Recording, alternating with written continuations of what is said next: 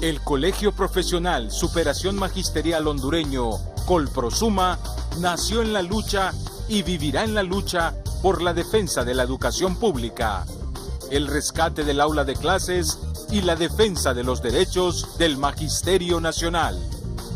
A continuación, nuestro programa Acontecer Colprosuma.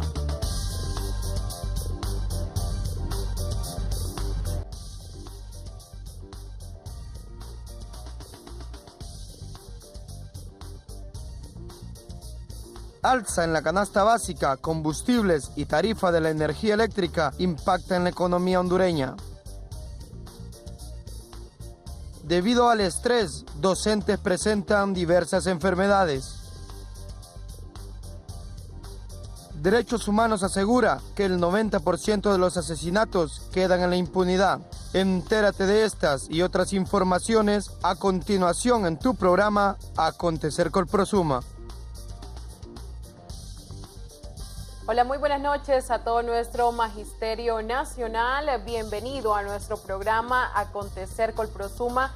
Este jueves 10 de mayo les saluda Merari Rodríguez. Un combativo saludo para cada uno de nuestros líderes y lideresas que fielmente nos sintonizan cada jueves.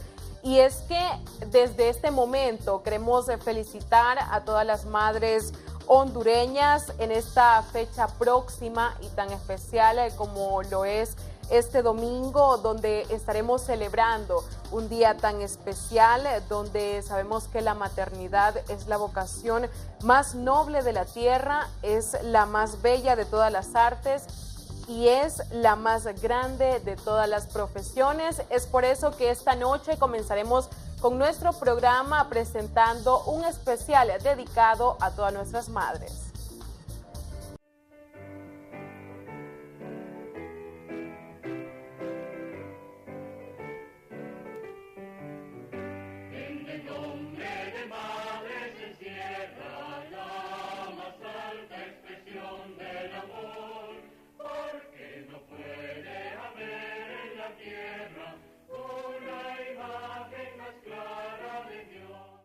Ser madre es sinónimo de mujer luchadora, emprendedora, mujer valiente y guerrera. Ser maestra y madre es tener amor en abundancia para poder compartir con sus alumnos el amor que dan a sus hijos.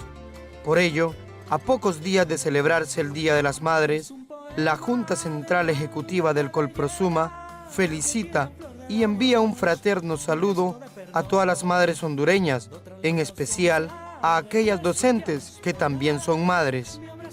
En este mes de mayo felicitamos a todas las madres hondureñas, especialmente a la madre maestra, a las madres afiliadas a Colprosuma, a ustedes compañeras que construyen el país y se esfuerzan manteniendo el hogar, felicitaciones y que Dios las ilumine siempre.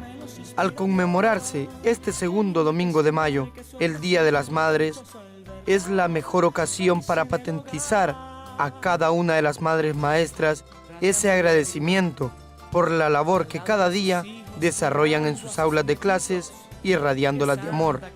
El amor de madre no tiene precio, ni se compra ni se vende, se da por entero, sin reservas. Aquellas madres que son docentes y que con su amor fraternal comparten en cada una de las aulas escolares. Felicidades a todas las madrecitas hondureñas. Aprovechamos este momento para saludar a todas las madres de Honduras y especialmente a todas las madres maestras Colprosuma. Un saludo muy especial para todas ellas y esperamos que ese día sean felicitadas. Ser madre y desempeñarse como maestra es una gran aventura, un maravilloso privilegio, una enorme responsabilidad, un trabajo a tiempo completo que nunca acaba, un continuo aprender porque también aprenden de sus alumnos. Sin duda, lo mejor que te ha pasado. Hoy les vengo a dar un gran saludo a todas las madres que son maestras y no solo a ellas, porque hay miles de madres en Honduras y les quiero dar un gran saludo a ellas por ser su día el domingo. Un cordial saludo a todas las madres hondureñas, a todas las maestras que son madres de la Escuela Club de Leones número 2, felicitarlas también en su día. Felicidades, madres hondureñas.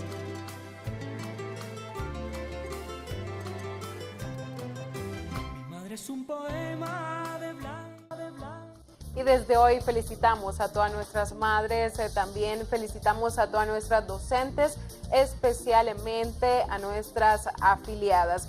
Y entre otras informaciones, algo que ha impactado durante esta semana sin duda es el alza a la canasta básica, el cobro del peaje, así como los precios elevados de los combustibles y el ahora también elevado precio a la tarifa de energía eléctrica. Esto sin duda ha impactado de manera directa en la economía de los hondureños y es condenable el abuso que se hace con el bolsillo, siendo pues los salarios los mismos.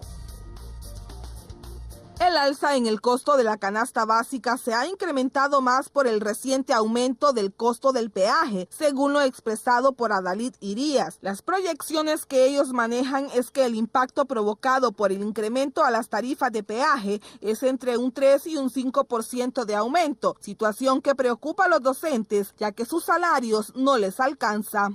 La tarea de ser maestro es bastante grande, pero los sueldos no están conforme al trabajo que uno realiza. Hoy en día la canasta está súper elevadísima, el sueldo no da para llevar todo lo básico a nuestros hogares. Otra situación que el maestro lamenta es el elevado aumento a las tarifas de la energía eléctrica, los cuales cada recibo que llega es cada vez más elevado. En una casa donde no queda nadie adentro y llega todo el mundo después de las 4 de la tarde, sale un fluido eléctrico de 1.500 lempiras, 1.200 y cerrado, apagado todo. Para los docentes recibir un aumento salarial es un sueño imposible, por ello piden a las autoridades que reduzcan los costos de la canasta básica y la tarifa de energía eléctrica. Yo no sueño con que nos aumenten el sueldo, pero sí que la canasta básica baje. Al bajar la canasta básica, al bajar el contador de la luz, al bajar, por ejemplo, las medicinas, ahí nos ahorraríamos un poco y podríamos ver un poquito agrandado nuestro sueldo.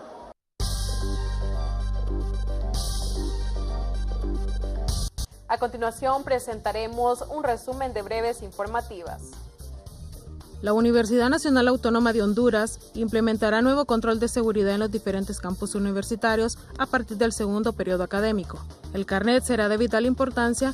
También se utilizarán cámaras de seguridad en puntos estratégicos para reforzar la confianza en la comunidad estudiantil. Estas medidas se han tomado debido a las denuncias que ha ocurrido por violaciones a estudiantes de diferentes carreras en las regionales del Alma Mater. El pueblo hondureño se solidariza con las familias de los bomberos Ever Miguel Vázquez y Frank Ovison Santos, que fueron trasladados a México por severas quemaduras, las cuales se encuentran en recuperación. Por otra parte, nos solidarizamos también con los héroes que dieron sus vidas en el cumplimiento de su deber, protegiendo los bosques de nuestro país. El presidente electo de Costa Rica, Carlos Alvarado, tomó posesión de su mandato el pasado martes 8 de mayo, donde hace referencia a la labor del maestro y el empoderamiento en la educación. Aspiramos que para el Bicentenario contemos con una educación con más calidad, más inclusión, más moderna, con valores y centrada en el ser humano y su entorno.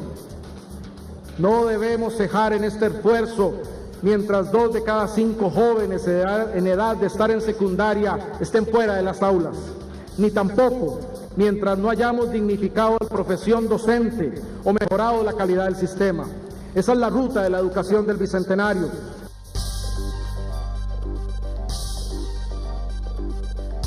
En este día, de parte de la Junta Central Ejecutiva del Colprosuma, queremos felicitar a todas las madres hondureñas, especialmente a las madres Colprosuma, todas esas mujeres luchadoras y beligerantes que pertenecen a nuestra gran organización Colprosuma. Felicidades, madres, en su día.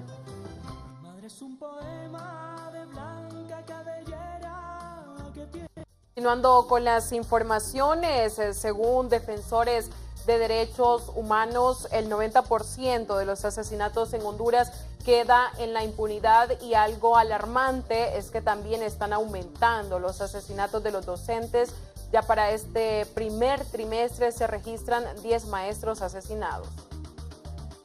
El alto índice de impunidad que envuelve al país es una constante del gobierno de la República, lo cual hasta el momento no ha permitido el esclarecimiento de asesinatos de docentes y estudiantes. Este tipo de acciones por parte del gobierno de Honduras es normal, ¿verdad? Es decir, hay que recordar que el índice de impunidad actualmente anda arriba del 90%, es decir, que muy poco se investiga y muy poco se criminaliza a las personas que de manera directa o indirecta han participado en crímenes de esta naturaleza. Así ha sucedido con periodistas, ha sucedido también con abogados, ¿no? Y ahora que se están dando más cotidianamente el asesinato de profesores y profesoras a nivel nacional. Son varios los factores que pueden estar incidiendo en los asesinatos de maestros. Estos pueden ir desde situaciones personales hasta el ejercicio de su profesión. Lo cierto es que el gremio magisterial siempre ha sido objeto de represalias por parte, digamos, del Estado y del mismo gobierno, ¿no? y de las autoridades magisteriales. Entonces, todos estos elementos son importantes al momento de que se realice una investigación. Mientras en Honduras los entes encargados de impartir justicia sigan respondiendo más a los intereses de las clases dominantes y las élites de poder, la impunidad seguirá predominando para el resto de la sociedad. Mientras tengamos un ministerio público que responde más a los intereses de las clases dominantes en nuestro país, estos asesinatos contra dirigentes, ¿verdad?, obreros, campesinos, magisteriales, incluso periodistas y abogados continuará, ¿verdad? Es decir, porque el sistema realmente es un sistema impune y quien lo ha creado es el mismo sistema, es decir, los grandes partidos políticos tradicionales, ¿verdad?, en confabulación con la policía y el ejército y sectores empresariales han creado este sistema de injusticia y que no responde a los intereses de la sociedad hondureña.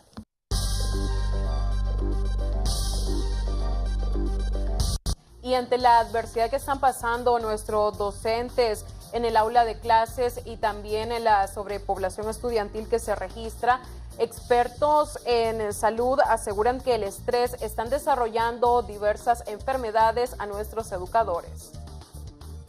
El docente se encuentra solo en el aula de clases ante la diversidad de capacidades e intereses del alumnado, teniendo que ofrecer una formación adaptada a las características de este. Constantemente observamos a nuestro alrededor la dificultad con que se encuentra el profesorado en su actividad cotidiana, en algunas ocasiones siendo el profesor objeto de violencia, ya sea verbal o física. Veo yo que la vida de los maestros es muy difícil en Honduras.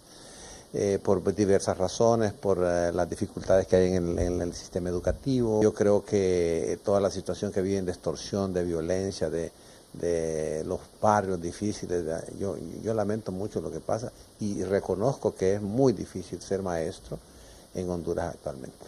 Según nuestro experto, a diario se reciben en los hospitales del país docentes que presentan problemas o indicios de lesiones psicológicas debido al constante estrés que les rodea.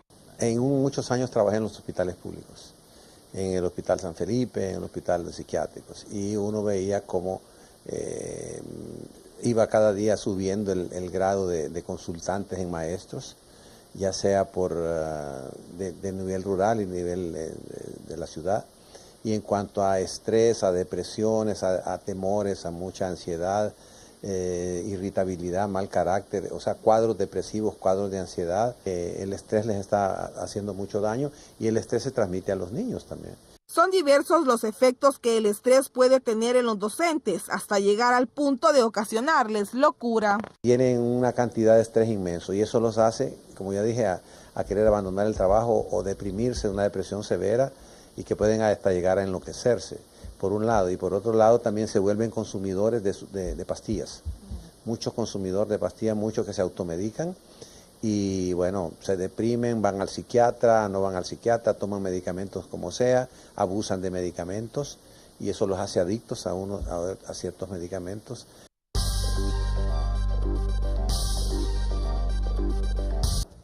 Bien, a todas las madres luchadoras. Bien, y Muchas felicidades, especialmente a las madres Colprosuma.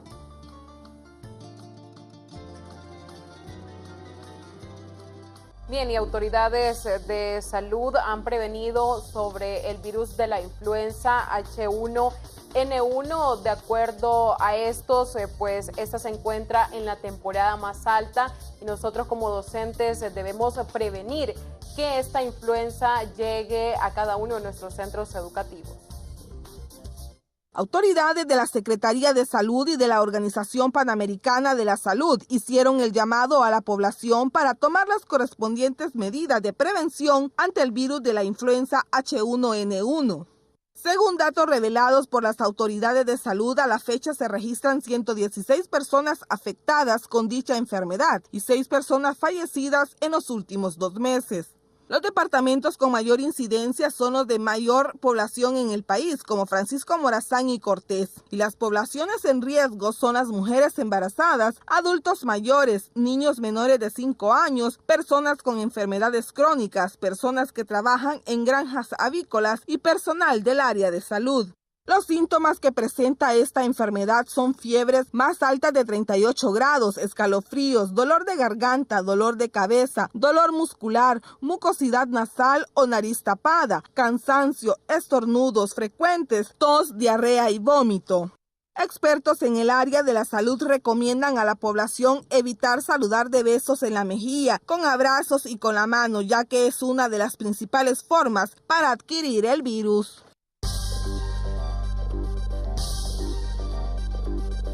Y entre otras noticias, la Federación de Organizaciones Magisteriales Centroamericanas, FONCA, realizó su cuarto encuentro mediante el taller de capacidades político-organizativas de las mujeres.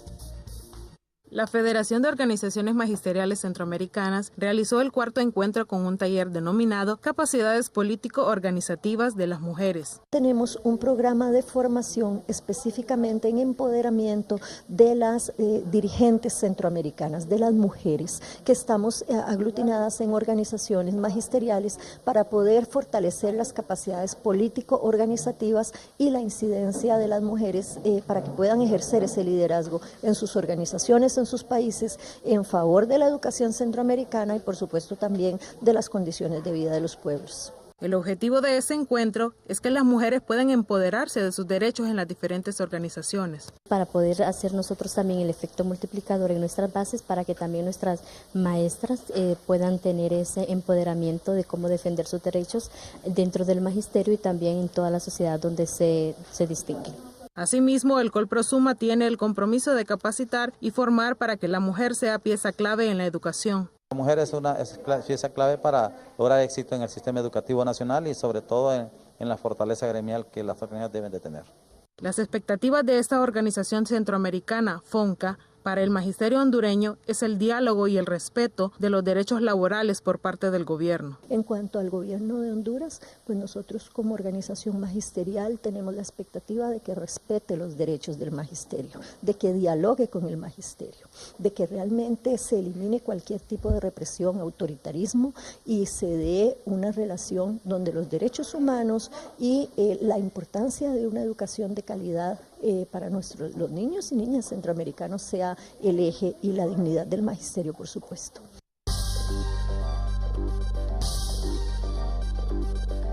Un saludo muy especial a todas las madres hondureñas y en especial a las madres colprosumas, ya que este 2 de mayo está contemplado en el calendario cívico esa fecha especial dedicada a todas estas madres.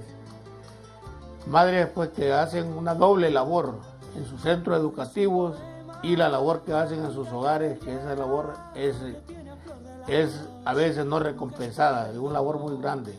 Las madres pues trabajan en sus escuelas y trabajan en sus hogares, así que les deseamos lo mejor de lo mejor este día, que lo pasen bien al lado de sus seres queridos y de sus alumnos.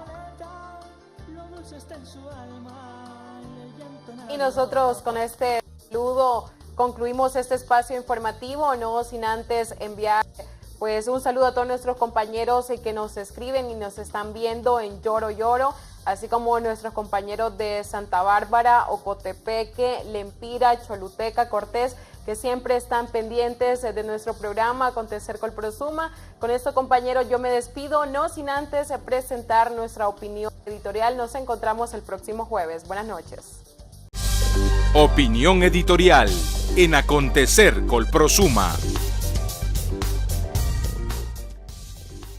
La luz me asusta. Acostumbrados a que permanentemente nos asalten o esquilmen nuestros bolsillos, ya nada nos asusta porque la cultura de la imposición es la que nos gobierna. El arte de gobernar de los tiranos es la imposición, de tal manera que la ordenanza estatal se cumple con la presión de las bayonetas y el fusil, ejercida por el ejército y la policía, quienes actuando como órganos represivos y que por la fuerza hacen que se cumplan las órdenes de los tiranos, nos suben permanentemente el precio a los combustibles, aun cuando en el resto del mundo esté bajando. Lo lamentable de todo esto es que cuando sube el precio del combustible, también sube el precio de la canasta básica, sube el precio de la energía eléctrica, en fin, sube el precio de todo lo que se ve y se mueve. Así que usted, porque cree que no tiene carro, no le afecta su presupuesto en el hogar, está muy equivocado. Aparte de que suben los precios de las medicinas, no tardan en subir el precio al transporte. Todo esto es por la maldición de que el gobierno todo lo arregla poniendo más impuestos y subiendo el precio a todo. Como ya estamos acostumbrados, solo salimos de una y caemos en otra. Le suben todas las semanas el precio a los combustibles. Le subieron el precio al peaje que todos sabemos es ilegal, porque están cobrando por algo que nunca construyeron. Le cargan al pueblo la construcción de la carretera y también hay que pagar por pasar por ella. Carretera que ya le habíamos pagado con nuestros impuestos. Seguimos soportando con toda la paciencia del mundo que nos jodan de manera permanente. Con esa carrera loca de siempre estar jodiendo al pueblo, hoy nos clavan con otro impuesto y esta vez es la energía eléctrica gobernada por la empresa Energía Honduras y por los altos precios que tienen que pagar los usuarios de energía eléctrica. En la escuela pública el problema de la energía eléctrica no existe, porque ahí no tenemos energía eléctrica ni agua potable. Todo esto nos asusta y paraliza, partiendo de que el servicio eléctrico es pésimo, que los precios son altos, todo, absolutamente todo, se vuelve intolerable. La clase media está explotando, ya no soporta tantas imposiciones tributarias que golpean sus endebles presupuestos, con el cual tienen que sostener en un alto grado la economía del país. Para terminar este triste cuadro, el gobierno yanqui con la crisis tepeciana le ha cerrado la puerta a miles de hondureños que honradamente trabajan en Estados Unidos y que ahora regresarán a Honduras a soportar atropellos del gobierno que tenemos. Además que el desempleo de este país es muy alto. Por lo tanto, los que vendrán tienen la opción de volverse delincuentes o también sumarse a la multitud de desempleados que toleran a este gobierno impostor. Queda demostrado con este trato que han dado a los hondureños en Estados Unidos que somos un país sin orgullo, sometidos y tontos útiles.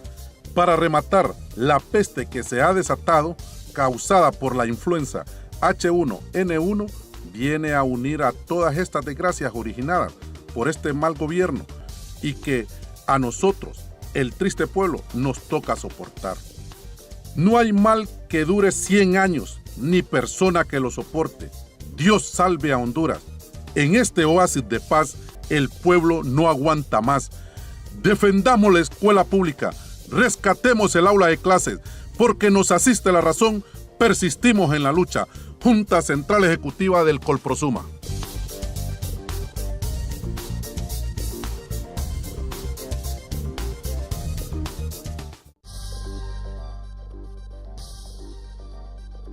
Panorama Gremial Educativo en Acontecer Colprosuma.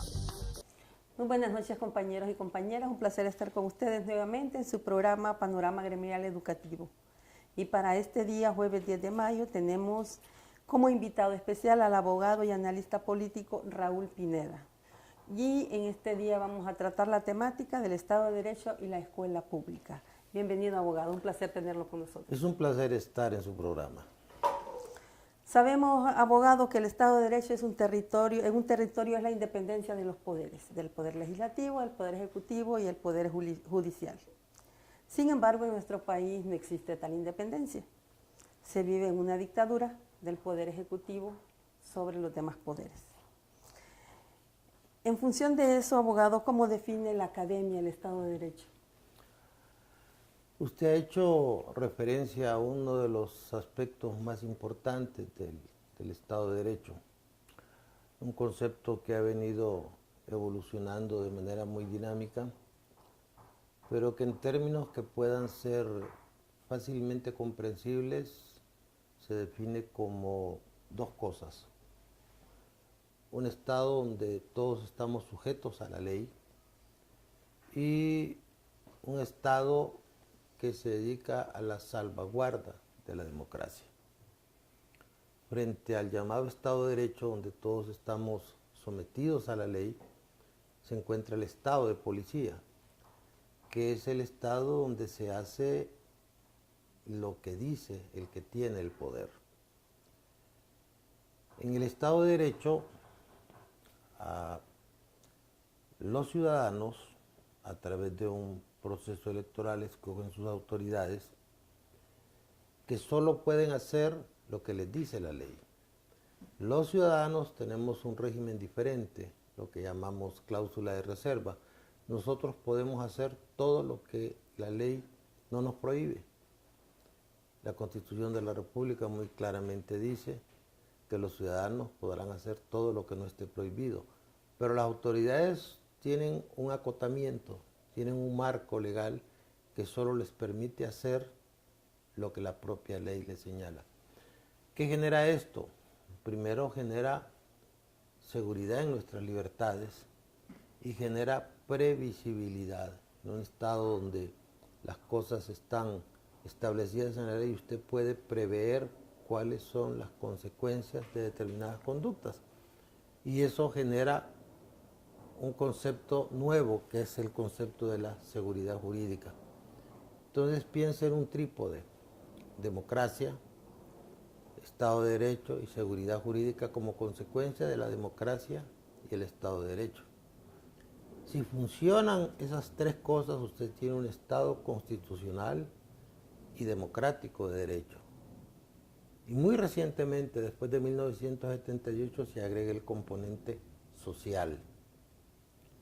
Todo eso fundamentado en una plataforma que es el modelo republicano de gobierno, donde los poderes son independientes, complementarios, sin sujeciones o relaciones de subordinación.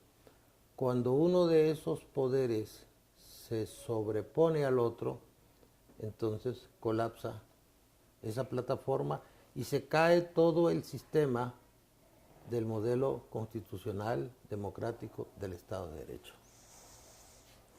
¿Cuándo se ha violentado la Constitución? ¿Qué constituye eso? Cuando se ha violentado la Constitución, ¿qué constituye eso frente al Estado de Derecho?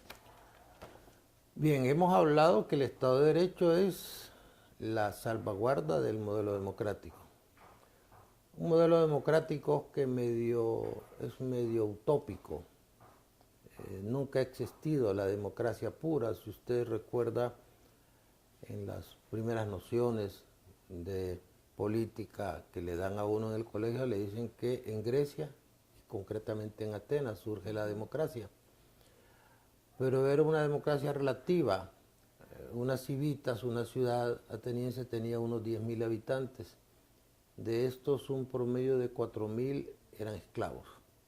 No decidían, no votaban. Los demás, unos 2.000 eran extranjeros, metecos. Luego quedaban hombres y mujeres, las mujeres tampoco votaban. Entonces era una democracia de minorías. Trasládela usted a los Estados Unidos, cuando los Estados Unidos en su Bill of Rights dice todos los hombres son iguales ante la ley, está hablando efectivamente de los hombres. Ahí no estaban ni las mujeres ni los negros. Entonces, cuando usted llega a un momento en que por la convivencia social hace un contrato que se llama Constitución y atenta contra esta Constitución, es como que le serrucha el piso a todo el Estado constitucional y democrático de derecho. Y es donde irrumpe lo que se llama el Estado policial, el Estado de policía, donde el Estado gendarme es expresión de la voluntad del que manda. Y así hemos visto que en la historia de Latinoamérica hasta 1980 solo habían 3 gobiernos más o menos democráticamente electos, los demás eran dictaduras militares. Cuando usted no cumple la Constitución, rompe los elementos fundamentales del pacto social. Todas las constituciones son básicamente lo mismo, una parte orgánica, una parte dogmática, todas hablan de los mismos derechos, todos hablan del papel del Estado, pero si usted puede estirar la ley, por lo menos la ley constitucional, hasta romperla, entonces lo que genera es incertidumbre. Consecuencias de eso, nadie quiere invertir en países donde no se respeta la Constitución. Consecuencias de eso, las dramáticas y sistemáticas violaciones a los derechos humanos. Honduras es precisamente hoy el país donde los defensores de los derechos humanos están más expuestos a perder su vida. Y es seguramente el segundo país donde hay más muertes de periodistas por razones de su actividad profesional. Y por ese orden de ideas pudiera darle una serie de estadísticas que tienen que ver con la falta de democracia, con la falta del Estado de Derecho, que el Estado de Derecho no es más que un sistema de seguridad. ¿Por qué un Estado de Derecho? Bueno, un Estado de Derecho para que podamos disfrutar de nuestros derechos naturales. Debe haber una ley, porque si no hay ley hay anarquía. Si aquí las personas pudiesen conducir su vehículo por donde se les antoje, entonces lo que habría sería una proliferación de colisiones automovilísticas y de accidentes de tránsito. Entonces se quiere democracia en orden y por eso el Estado de Derecho es el salvaguarda de la democracia. Y dice que si yo violento la democracia o violento la Constitución, tendrán que haber consecuencias de naturaleza legal, a veces tarde, a veces temprano, pero las consecuencias siempre llegan. Algunas veces 20, 30 años después, como se vive en Argentina, como se vive en Perú, como se vive en Colombia, pero siempre la acción del Estado de Derecho alcanza a sus detractores y a sus violadores. Con todo lo expuesto, abogado, ¿usted considera que hay en Honduras independencia del Poder Ejecutivo, Legislativo y Judicial? No, definitivamente no. Nosotros hemos tenido una tradición de poco respeto a la Constitución. En 2 oportunidades, la primera fue en 1965, se da un golpe de Estado por las Fuerzas Armadas y se dice que la Constitución queda valiendo en lo que no se oponga a las decisiones de la Junta Militar. Es decir, la Constitución que conforme la pirámide de Kelsen está en la cúspide de la pirámide jurídica, aunque algunos malos abogados dicen que los tratados están por encima de la Constitución, lo cual no es cierto. Pero en Honduras se dio el caso donde la Constitución estaba sujeta a la voluntad de 3 personas que integraron una junta militar. Luego se da un cambio donde el sector civil de la sociedad asume formalmente los poderes, pero en el fondo seguimos siendo una sociedad altamente militarizada y tomamos decisiones de manera autoritaria, de manera vertical, y caemos en ese gravísimo error de no entender que el mundo se hizo más pequeño, que Honduras es un país modesto y que tenemos influencias exógenas que demandan 2 cosas importantes en este momento: el respeto al modelo democrático de libertades y derechos humanos, y demandan de la misma manera transparencia en el manejo de los fondos públicos. Hoy los gobiernos los votan por corruptos, no los votan por violadores de derechos humanos. Entonces, esa realidad que usted tiene ahí, que escapa a cualquier retórica y a cualquier discurso, el que tiene el poder y la sociedad misma tiene que manejarla. Pero si no tenemos tradición de respeto a la Constitución, se debe a que hemos sido históricamente una sociedad exageradamente perezosa, tolerante a la corrupción. Y ahí es donde programas como el suyo deben potenciar una nueva ciudadanía. Una ciudadanía que reclame más sus derechos. Una ciudadanía que reclame una sociedad de oportunidades. Una ciudadanía donde se copie un poquito el ejemplo de Costa Rica, donde dijeron, señores, aquí la lucha es fortalecer el modelo educativo. De nada sirve que el gobierno regale millones de lempiras en bolsas solidarias si no hay un proceso de educación aparejado que le permita a la gente conocer, aprender destrezas, habilidades como para poder sobrevivir sin necesidad de esa bolsa solidaria. Mientras usted esté dando solamente la bolsa solidaria, lo que está generando es paternalismo, dependentismo, parasitismo, pero tiene que estar la educación ahí para transformar primero la actitud mental del hondureño. Una sociedad que vive entre los meridianos del fútbol y las elecciones es una sociedad que no tiene futuro. Por eso se ocupan grandes cambios, inclusive tocar el tema de la reelección. Y si no funciona la reelección, pensar en la ampliación del periodo presidencial, pero hacerlo correctamente en el marco de los grandes consensos nacionales, para que este país tenga más trabajo, generador de más oportunidades y menos elecciones. Es imperdonable que una sala de diálisis en un hospital nacional no tenga techo, pero que nos gastemos 2.000 millones en una elección tan cuestionada como la que tuvimos el 26 de noviembre. En la India, con 700 millones de habitantes, las elecciones duran un mes. En Honduras, con 8 millones de habitantes, casi duró un mes la elección para poder obtener un resultado que fue tremendamente cuestionado. Y eso costó más de 2.000 millones de lempiras. Esos absurdos no pueden continuar. Por eso no debemos dirigir los misiles solamente a los políticos. Los políticos llegan hasta donde la sociedad los deja, sino que debemos empezar a generar un proceso transformador en la actitud de la sociedad frente a la política y frente a los gobernantes. Bien, abogado, en el proceso que se está siguiendo para la elección del nuevo fiscal general, ¿considera usted que existe injerencia de alguno de los poderes del Estado? Y no solamente los poderes del Estado. Si la sociedad civil también quiere tener un fiscal amigo, el crimen organizado quiere también un fiscal amigo. De hecho, yo en esa nómina de autopostulados identifico por lo menos 2 abogados que son patrocinados por el crimen organizado. El presidente quiere tener su fiscal, el Congreso quiere tener su fiscal. ¿Para qué?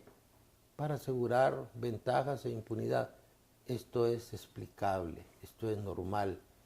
Pero recuerde usted que el fiscal es el primer fiscal de una institución que tiene 945 fiscales, pero que esta es una institución colapsada. Una institución que le maneja 1.200.000 expedientes utilizando 600 fiscales y que recibe cada año 40.000 nuevos expedientes, es una institución que está definitivamente condenada al abismo. ¿Qué necesita usted? Un buen fiscal, garantizar la estabilidad del ministerio, del fiscal general, porque hay 2 fiscales que han sacado bajo presión, por razones distintas, incluido oponerse a la reelección del actual presidente. Por eso se sacó un fiscal también. El papel que desempeñó ese fiscal frente a Manuel Zelaya, cuando se decía que quería continuar en el poder, no quisieron asumirlo. Los que quisieron hacer o los que hicieron lo mismo que pretendían, según algunas opiniones, hacer Zelaya. Entonces el fiscal había que sacarlo. Entonces hay que asegurar la estabilidad del fiscal general y por sobre todo hay que hacer una reingeniería en el Ministerio Público. De otra manera, el Ministerio Público no va a llegar a ningún lado. Entonces, el esquema de nosotros no es caer en la tentación de quién va a ser el fiscal, sino que sea cualquier buen fiscal, pero que tenga estabilidad en la labor y que tenga el compromiso de promover un nuevo Ministerio Público. Bien, abogado, ya que hablamos del Estado de Derecho, nosotros como docentes nos preocupa el constante asesinato de docentes, de estudiantes, de padres de familia, fuera de los centros educativos. Y nos preocupa aún más el desinterés de las autoridades del gobierno para la educación pública, que también es parte de un Estado de Derecho. ¿A qué obedece tanto disimulo e indiferencia del gobierno hacia la educación pública? Mire, en esto hay una enorme responsabilidad de los que ostentan el poder. También una responsabilidad muy grande por parte de la sociedad y particularmente de los docentes. Yo hago una comparación entre el Ministerio Público. ¿Quiénes pueden conocer mejor el problema educativo de Honduras si no los docentes? Pero ¿cuándo ha escuchado usted los docentes como gremio, unidos, reclamar porque el secretario de Educación surja de un colegio profesional, surja del gremio de los docentes, igual que en la Fiscalía? Los que mejor conocen la Fiscalía son los fiscales de carrera, pero no se les escucha demandar que entre ellos se escoja el que los va a dirigir. Entonces los políticos, ¿qué hacen? Buscan un outsider, un amigo. Tengo un amigo ingeniero que fue ministro de Educación. El peor posible. El actual ministro de Educación, yo creo que sabe tanto de educación como yo puedo saber de astrofísica. Tiene que ser alguien que haya dedicado su vida a conocer las interioridades de los problemas de la educación. Pero yo lo que quiero enfatizar es la creación de una nueva ciudadanía pasa por el reclamo, el reconocimiento de nuestros derechos. Después de décadas, ¿cuándo vamos a tener un buen maestro dirigiendo el Ministerio de Educación? Es decir, han pasado personajes que simplemente han ido al Ministerio de Educación a enriquecerse. Un exministro me contaba que había una fuga de dinero de más de 300 millones al año en plazas fantasmas y en contratos elaborados de manera maliciosa. Entonces, eso no puede pasar. La educación no la pueden seguir dirigiendo los políticos. Y eso tiene que ver con una nueva actitud. Un país cambia por la educación. En Japón los estudiantes permanecen 9 horas en clase. En Singapur 11 horas es el horario académico. Y después nos sorprendemos porque esos países han tenido un avance, un take-off, un salto cualitativo. En Honduras nosotros no queremos ni siquiera retomar los valores de la escuela clásica. Le hemos restado autoridad al maestro. Yo conozco casos de maestros que han sido agredidos por jóvenes y que el que ha salido perdido a la hora del debate ha sido precisamente el maestro. O estudiantes que no pagan sus colegiaturas y la fiscalía llega a obligar al dueño del colegio que lo tiene que recibir y lo tiene que educar y que vea cómo le paga a los profesores. Entonces, cuando nosotros empecemos a elevar la autoestima del maestro, cuando empecemos a exaltar la figura del maestro, cuando empecemos a restaurar la autoridad del maestro en el aula y cuando modernicemos el modelo educativo que tenemos, Honduras tendrá esperanza. Mientras sigamos como estamos, definitivamente podrán haber enormes inversiones en Honduras, pero el trabajo que vamos a ir a desempeñar los hondureños va a ser el de vigilante, el de aseador y el de conserje. La educación, está probado, es la rampa de despegue de todo el desarrollo de una nación. Y en eso creo que también tenemos que demandar de la clase política una mejor propuesta. Ya para finalizar, abogado, muy interesante su exposición. Una última opinión sobre este marginamiento que sufre la comunidad estudiantil en todos los aspectos, a pesar de que los dos últimos ministros han mostrado una preocupación por el presupuesto y por la educación de nuestro país. ¿Cómo considera usted que hacia dónde debería encaminarse esa atención más para los estudiantes? Y eso, como usted decía, elevar esa autoestima de los docentes. Primero, en una inversión masiva en los docentes. ¿Qué tan atractivo es ser docente en Honduras? Yo miro que los docentes en su gran mayoría se están haciendo abogados, están abandonando la docencia y la ven como un mecanismo para desarrollar una profesión liberal diferente, es decir, es una etapa de transición cuando ser docente debería ser un objetivo. Nadie puede dar lo que no tiene. Si un docente no está altamente capacitado para instruir a sus estudiantes, definitivamente, aunque inviertan los estudiantes, el esfuerzo se va a diluir. Como objetivo nacional, debería haber de mínimo una duplicación en el presupuesto de educación, y si usted no lo puede hacer aquí en Honduras, debería empezar a hacer lo que se hizo hace muchísimo tiempo, traer técnicos, traer especialistas extranjeros y crear de la clase magisterial una élite.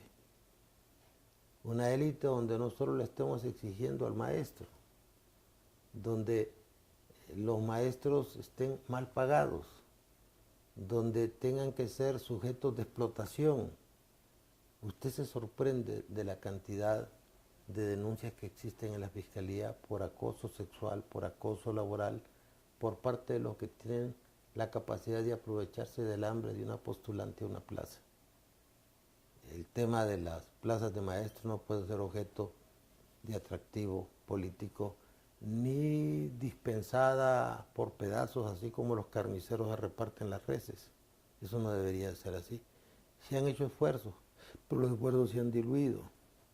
Siento que el ministro de Educación o el secretario de Educación debe estar sujeto en su selección a un proceso diferente y que debe ser focalizado a sacar a alguien del sistema, alguien que sea docente, y se viene desde muy abajo y ha llegado a escalar una posición de algún privilegio, mejor todavía.